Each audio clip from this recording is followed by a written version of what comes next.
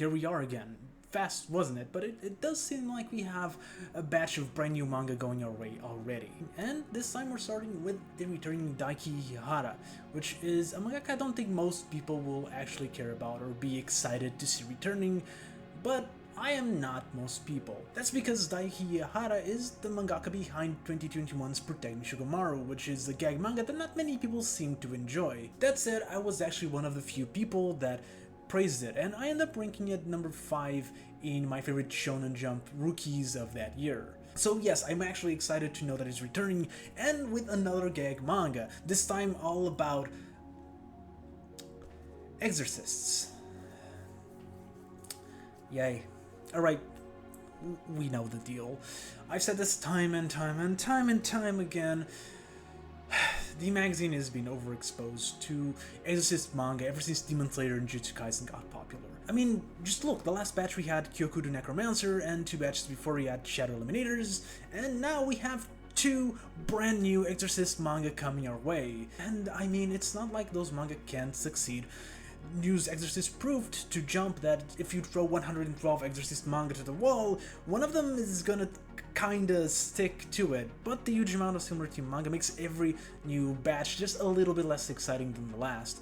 And as someone who's been doing this since 2019, reading another 19 chapter long Exorcist manga is just not that exciting, especially when I know that Jump can be so much more than that. And trust me, I'm tired of getting this rant as well, especially because I do enjoy some of these authors. Kyoku the Necromancer, for example, is by an author that I enjoy and I know can write good things. And I even enjoy the manga, but I can see it survive. It's like opening a candy store right beside a Wonka store. It's probably not a good idea, even if your store is actually good. And look, I promise you I'll skip the rant next week. I just wanted to throw all my negativity for this batch first before we jump into the manga. But anyways, since I don't think I've actually mentioned, today's manga is called Yokai Buster Murakami, and it follows the scaredy cat exorcist queen as she tries to essentially hunt and capture yokai. If you don't know, yokai are the monsters of Japanese folklore. Like, for example, you have Kappa, which is the main character, or like the main monster of this first chapter. And because Queen is actually really afraid of these yokai, she decides to bring a friend with her, which is the titular Murakami, and he just is completely unhinged, and this is Kappa for the entirety of the chapter. That's actually the thing I found more interesting about this chapter. It's actually just a conversation for the great majority of it. It's Murakami insulting the Kappa, Queen apologizing for Murakami, and then Kappa acting all almighty about it, until slowly but steadily all the insults start breaking him and he loses all the energy, allowing Queen to capture him. It may sound boring, but while this is a 20+ page long back and forth, it really does not feel like it's that long. Plus, it's actually genuinely funny. I always love dialogue-based comedy, so while it's a bit different from Shugomaru's loud and over-the-top comedy, I do think it works really well. It's pretty fun to see the Kappa slowly breaking as Murakami dismantles more and more his personality, and the dynamic between Murakami and Queen is honestly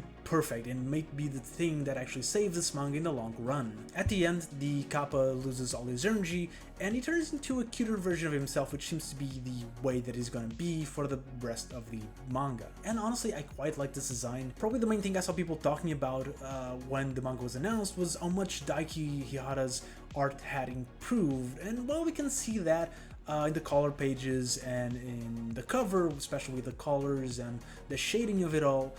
When you go into the manga, honestly, I actually prefer Shugomaru's art. It seems that the author is better suited to these cute, cartoony designs, which is exactly what this version of Kappa actually is. This sets up perfectly what we expect the rest of the manga to be, or at the very least, the first couple of volumes worth of chapters. Episodical chapters where Kurin and Murakami find an evil, powerful yokai, and they trash talk them or exhaust them until they transform into the cute version of themselves. I also expect this to be kind of like a card collecting game of sorts, in the sense that when Queen actually captures the monsters, she binds them in a talisman that actually has an image of them, and she probably will collect a bunch of these monsters and a bunch of these talismans, and they actually can escape from that, as we see in this chapter, so they probably are going to be recurring allies over the course of the manga. So yeah, I like the manga, and honestly that's the annoying part, is that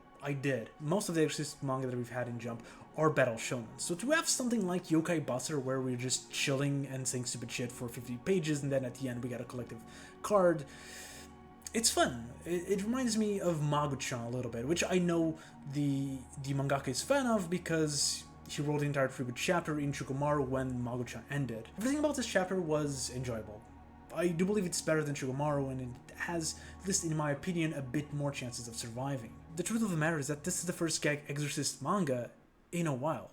Sure, you can argue about Witch Watch or Mago-chan, even that's from 2020, but I think the last thing that is the closest to an Exorcist gag manga was actually Mitama Security back in 2019. So, hey, maybe that's the thing that helps it differentiate enough that it can succeed. But on the other hand, while Mago-chan and Mitama Security both survived for longer than most X manga did, neither of them lasted in the long run. And with shoujo having a lot of success since it started, the spots for gag manga are starting to vanish. One thing that we do have to have in mind is that this is a very Japanesey manga. It's based on Japanese folklore, and while I don't think you necessarily have to have a lot of knowledge of Japanese culture to enjoy the manga, it's definitely one that will connect more with its own country. And historically, those titles tend to actually do the best. So there's a chance there. Let's just hope that being an Exorcist manga isn't the nail in the coffin. And that's all for today. If you want to hear my thoughts on Protect Me Shugomaru, click on the video on the left. And if you want to hear my first thoughts on all the new series in Shonen Jump, consider subscribing to the channel. And if you watch till here, thank you very much, and I'll see you next video.